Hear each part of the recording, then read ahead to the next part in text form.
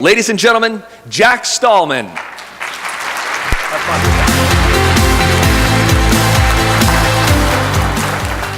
This is neat.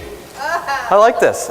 Okay, so I'm going to spend the majority of my 10 minutes talking about my close personal friend George and how we met. I hate to do this on a cold day, but it was a beautiful Burbank day, and I was driving my 2001 Saturn, and I was at a red light, and up alongside me in the right-hand turn lane, also on a red, was George Clooney.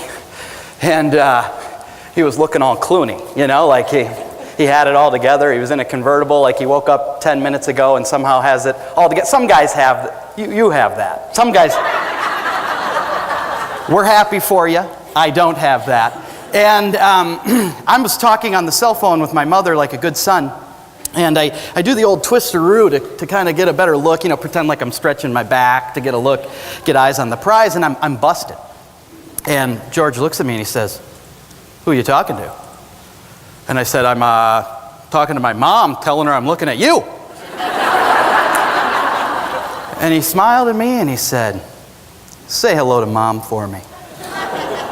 And then he drove off. Oh my God, it was such a cool moment. It was such an amazing moment, except it wasn't at all an amazing moment, because I realized at that moment that he had it, and I did not have it. And here I was, this young actor on a rise. I just got done doing 45 seconds on Cold Case. Things were happening for me, but I did not possess what he had. And it was sort of depressing to me. And so I went home to my spacious 200 square foot apartment, and I did some soul searching. And I decided to think about what do people who have it have? Not just movie stars, but people in your life. You can probably think of some that just have it for you. There's something that you're drawn to. And I thought about the very basics, right? Is it talent? The good news for me is it is not talent. Because this is a picture of a man who has won 3 Academy Awards for Best Actor. Only human to ever do that. But if he came through those doors right now with a shirt on that said, "I am Daniel Day-Lewis," we would struggle to come up with his name. This is not a slam on Daniel Day-Lewis. He's a great actor, but I promise you, nobody in this room has ever said, "You know what? I'd like to have lunch with Daniel Day-Lewis." Those words have never come out of your mouth, right? So it is not about talent. Good news for me. Also good news for me, it's not about looks. You guys don't have to worry about that, but I do. It is not about looks, because Danny DeVito is a 3-foot tall butterball. But he has it, doesn't he? He has something that we are drawn to.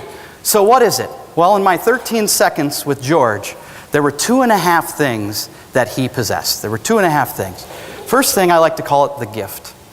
Everybody I've ever met who's had an encounter with George Clooney says the same thing. He makes you feel like the most important person in the room. And if you are regularly doing that at your businesses, if you are making people feel like the most important person in the room, eventually you will become the most important person in the room.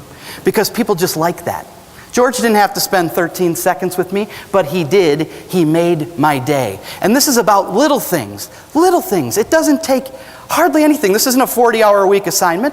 As a matter of fact, do this very quickly. I only have 10 minutes in case you didn't know. I want you to turn to the person next to you and simultaneously with them say, "You're awesome." 1, 2, 3, go. That's right. Okay. Hey, I told you I only have 10 minutes. I only have 10 minutes. Cut the chitter chatter. Cut the chitter chatter. Okay, that felt good, didn't it? It was this little thing to make somebody feel important. However, I did trick you. There's something I didn't tell you. That person now is your importance buddy.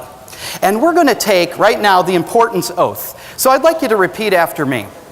I, your name here. That never fails, right? That always happens. Do solemnly swear. That I will uphold my commitment to importance. With my importance buddy. Except I really won't. As I'm only doing this because I have to. But someday I'll have a beer with my importance buddy. And laugh at the ridiculousness of this oath. On second thought, I'll have a vodka soda as I am trying to cut carbs. Okay, now we have importance buddies. This is great. So that's the first thing that George had. The next thing that George had, I like to call the connect. Now, a little bit easier for him. He's a movie star. That was our connect, right? That was something I could connect to him.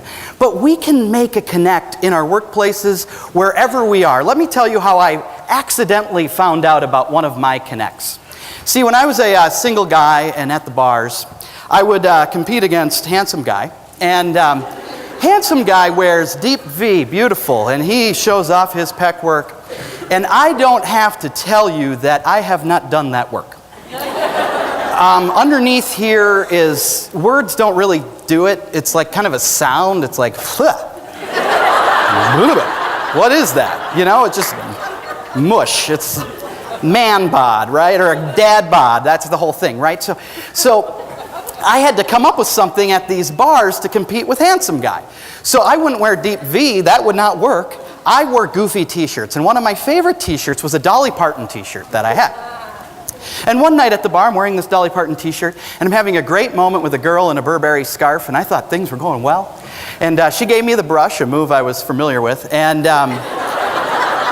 the next morning, I get an email from a friend of mine who I need to tell you was not at the bar with us that night. She was not there. And the subject line said, hubba hubba.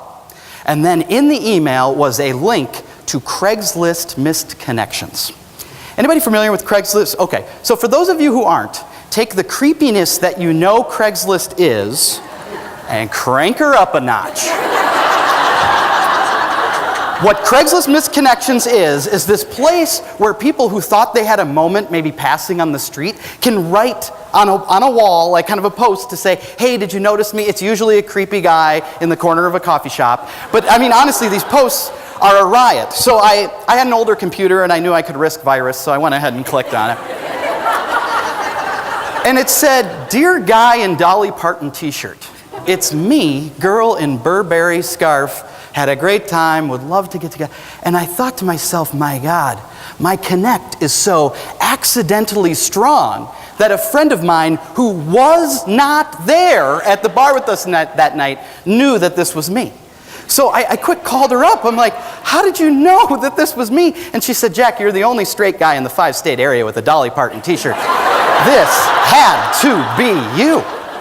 And I said, okay, a quick follow-up on that. Why were you on Craigslist Missed Connections? A little murkier there. But the point is, we can create these things. You know, maybe you have a favorite color you wear. Maybe you have a favorite brand of shoe. Maybe you have the awesome candy dish at work. None of that Smartie crap. I don't want that. I'm talking the Kit Kat, the good stuff. Is there something that people connect to you? And finally, what George had was the mystery. Now, this is a half because it's a little bit more difficult. In the 13 seconds I was with George, I was mapping our lives as best friends. And then he disappeared, right? There's something, this is not science, this is Jack science. There's something that humans are wired, we are wired to be wanting that, wanting to be left wanting a little more. I'm not sure why that is, but it is 100% true. Next time you're out networking, try the 2.5 steps of the Intangible It. You be the first one to leave the conversation because it creates a little mystery. So you can do all 2.5, right? You can say, this has been a great conversation, right? We're given the gift. I'd love to pick this up sometime, right? We have this connect, but I gotta go. Can I get your card? Okay, thank you, and you disappear. And if you think that's not important to go out on a high note and say, good night, everybody, essentially it is. Because John Ratzenberger, who played Cliff Clavin on Cheers, actually auditioned for the part of Norm. And it's a little known fact, as he used to like to say, that he did a terrible job. He did a terrible job in the audition by his own admission, and on his way out the door he thought, I'm just gonna try something here. He said, you know what this script needs? This script needs a lovable idiot who sits at the bar and doesn't know anything, but thinks he knows everything. Every bar has one of those, and that's what this script needs. Good night, guys, thank you. And he left, and the producers looked at each other. John Ratzenberger was saying goodnight. I wasn't saying goodnight. I'm sorry, would that have been an odd ending? I'm gonna go over on my time now. Okay. So where was I? Oh yeah, John Ratzenberger leaves. And the producers look at each other and they say, that's exactly what this script needs. And the character of Cliff Clavin was born. He never even auditioned for the part. So with that being said, you've been a great audience. I'd love to pick this up sometime, but I gotta go. Disappearing. Can they still see me? They can't see me. Thank you. Thank you. Nice stuff. You're just